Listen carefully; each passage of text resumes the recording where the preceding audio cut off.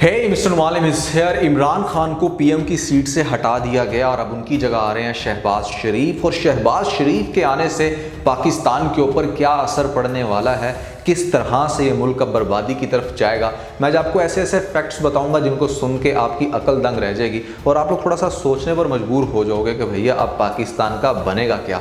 मैं सिर्फ आपको डराने नहीं वाला बल्कि आपको साथ में एक सोल्यूशन भी देने वाला हूँ जिससे हम एटलीस्ट एक होप, एक ऑप्टिमिज्म की तरफ जा सकते हैं। हम ये सोच सकते हैं कि अच्छा अगर ये करेंगे तो एटलीस्ट हम अपने मुल्क को इस बहरान से बचा सकें जो इस टाइम क्रिएट हो चुके। तो भैया काफ़ी इंटरेस्टिंग और काफ़ी इंफॉर्मेटिव वीडियो होने वाली है आज की। जो नए लोग आए मेरे चैनल पर जल्दी से दबा दें सब्सक्राइब का बटन, पुराना जिससे कहते हैं इंस्टाग्राम पे फॉलो @मालिम, क्योंकि आपके सभी क्वेश्चंस के आंसर मैं वहां पर करने वाला हूं। वीडियो करें जैसे लगता है हम स्टार्ट कर सकें बहुत ही सुपर रिव्यू। तो चलिए आगे बढ़ते हैं।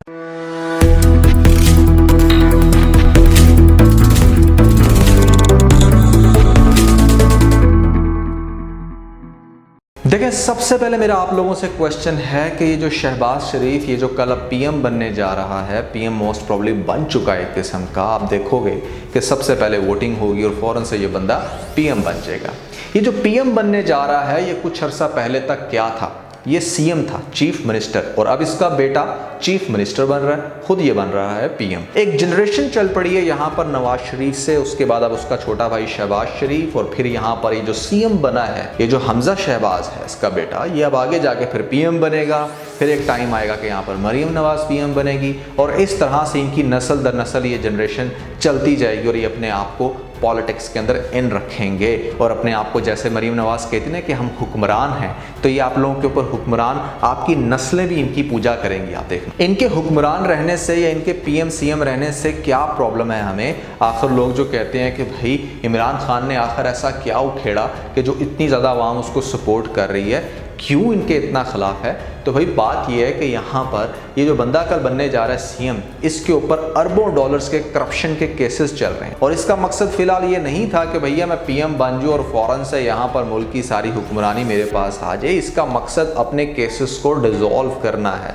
इसका मकसद अपने भाई को बचाना है, इसका मकसद अपने बच्चों को उन चीज़ों से निकालना है जिसकी वजह से ये पूरी फैमिली फंस चुकी थी। क्योंकि अगर इनको अपनी क्रेडिबिलिटी के ऊपर इतना यकीन होता, इन्हें इस बात का यकीन होता कि हाँ आवाम इनके साथ है, तो ये फौरन से इलेक्शंस की तरफ जाते। इलेक्शंस की तरफ ये नहीं गए क्योंकि ये लोग सिर्फ पावर में इसलिए इमीडिएटली आना चाहते हैं ताकि नैप को ख़त्म किया जाए, ताकि ये वोटिंग सिस्टम इस तरह का रिवाइज कर दें कि आगे जाके कुछ सीटें इनको मिल सकें और ये लोग कुछ पावर में रह सकें। क्योंकि एक बात तो फैक्ट है कि अगले इलेक्शन में इनको बिल्कुल भी वोट नहीं पड़ने वाला, मतलब अगर पड़ेगा भी तो पहले से 50% कम ही पड़ेगा। तो इस बात का आइडिया इन लोगों को बहुत अच्छे से था, जिस वजह से ये लोग इलेक्शंस की तरफ नहीं गए। फौरन से किसी तरीके से पैसे दे के अपनी इन्वेस्टमेंट करके, ये इन्होंने इन्वेस्टमेंट की कि लोगों को तोड़ के, करोड़ों रुपया दे के, पीटीआई के कुछ एमएनएस को तोड़ के, जिन लोगों ने इत्तेहाद कर रखा था उनको बड़ी बड़ी ऑफर्स करके अपनी गवर्नमेंट बना के फौरन से अब इन लोगों ने एक ऐसा सिस्टम क्रिएट करना है जिस सिस्टम में सबसे पहले तो भैया ये जो ओवरसीज पाकिस्तानी जितने भी मुझे सुन रहे हैं, आप लोग तो बिल्कुल भी ना सोचना कि आपको वोट करने को मिलेगा। आप लोगों का वोट कास्ट नहीं होगा पाकिस्तान के पीएम के लिए, पाकिस्तान की गवर्नमेंट के लिए। और जो पाकिस्तान में भी यहाँ पर है यूथ, भैया यूथ के लिए इन लोगों ने एक ऐसा सिस्टम बनाना है, क्योंकि इनको बहुत अच्छे से पता है कि जितने भी पुराने बाबे हैं वो तो नून लीग को बहुत अच्छा फॉलो करते हैं, वो तो हमें आराम से आंखें बंद करके वोट दे देंगे, लेकिन उनके बच्चे वोट नहीं देंगे। उनके बच्चों की क्या स्ट्रेटजी बनानी है, किस तरह से उनके वोट को ब्लॉक करना है, किस तरह से उनके वोट को इधर से उधर करना है, वो सारी प्लानिंग बैठ के इन लोगों ने करनी है अगले 1 साल, ताकि कुछ अच्छी सीटों के साथ गवर्नमेंट की पावर को मेंटेन रख कर ये दोबारा एक इंटरवीन कर सकें, इस तरह से अपनी असेंबली में जगह बना सकें कि ताकि ये अपने उन केसेस को ब्लॉक कर सकें। और ख़ास तौर पे ये जो आज चीफ मिनिस्टर बन रहा है हमजा शहबाज, ये आगे जाके कल को पीएम बन सके, मरीम नवाज पीएम बन सके और इस तरह से इनकी जनरेशन के पास ये गवर्नमेंट रहे। और ये जो सीएम बनने जा रहा है हमजा, इसकी 10-15 मिलने लग जाएँ, ये लोग करोड़ों रुपया कमाएँ। हमारे जो बाबे, जो इतने सीनियर लोग इतना ज़्यादा पसंद करते हैं ना पीएमएलएन को, वो लोग सिर्फ देखते हैं रोड्स को, वो लोग सिर्फ देखते हैं कि कितनी फैक्ट्रियों में कितने हज़ारों लोगों को जॉब्स मिल गई। उनको ये नहीं पता होता कि भैया जहाँ पर वो मुलाजमत कर रहे हैं वो उनके मालकान कौन है, वो जो रोड्स बने हैं वो कितनी करप्शन करके बने हैं, या यहाँ पर अगर महंगाई कम भी हुई हुई है तो कितने कर्जे लेकर कम की हुई है। इमरान खान की स्ट्रैटेजी ये नहीं थी। इसी वजह से जब इमरान खान ने अपने कर्जों को वापस करने की कोशिश किया, अपने मुल्क के हालात को बेहतर करने के लिए टैक्स लगाया अवाम पे, महंगाई बढ़ी, तो लोग अवाम और वो जो हमारे जितने भी सीनियर्स हैं वो फौरन इमरान के खिलाफ हो गए। उन्होंने तो कहा कि भैया नवाज में तो ऐसा नहीं था, नवाज के दौर में तो दूध की नहरें बह रही थी जो अब हमें देखने को नहीं मिलती। लेकिन बात करने का मकसद ये है कि यहाँ पर तालीम ने एटलीस्ट हमें इतना ज़्यादा अवेयर तो कर दी है कि पता चल सके कि कौन सही कौन गलत है। आप लोगों ने आज के प्रोटेस्ट में देखा कि जिस तरह पाकिस्तान के अलावा दुबई और यूके में भी प्रोटेस्ट हो रहे हैं, भैया इमरान खान की क्रेडिबिलिटी आप चेक करें कि कितना ज़्यादा लोगों में शऊर आ गया, लोगों को पता चल गया कि ये बंदा, ये लीडर हमें दोबारा नहीं मिलेगा। क्योंकि उसका मकसद बिल्कुल भी दौलत बनाना नहीं है। उसने अपनी कोई फैमिली शिफ्ट ही करके रखी थी पीएम हाउस में। आपने देखा कि जिस टाइम उसको पता चला कि उसका टाइम खत्म हो गया, वो सिर्फ अपनी डायरी पकड़ के निकल रहा है। उसके हाथ में कोई बहुत बड़ा बैग नहीं है कि जिसमें उसने पीएम हाउस से कोई बहुत लग्जरी चीज़ें अपने बैग में रख ली कि चलो भैया ये तो शायद दोबारा कभी मिले ना।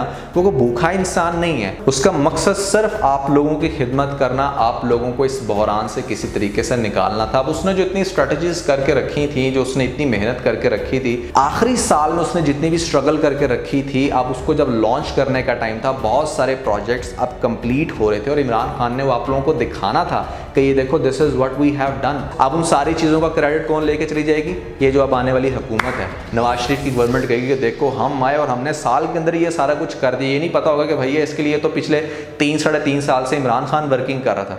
किस तरह से उसने हेल्थ को इम्प्रूव किया, किस तरह से डिफरेंट ब्रिजेस बन रहे थे, बहुत सारे ऐसे प्रोजेक्ट्स जो थे वो बिल्कुल कंप्लीशन प्रोसेस में है। क्योंकि डेफिनेटली आपने 3-4 साल से काम शुरू किया होता है, अब वो जब लॉन्च करने की बारी आनी थी, लोगों को दिखाने का टाइम आना था कि अच्छा यार ये देखो ये हमने किया और ये हम मजीद कर रहे हैं, तो उन सारी चीज़ों को क्रेडिट कौन ले लेगी?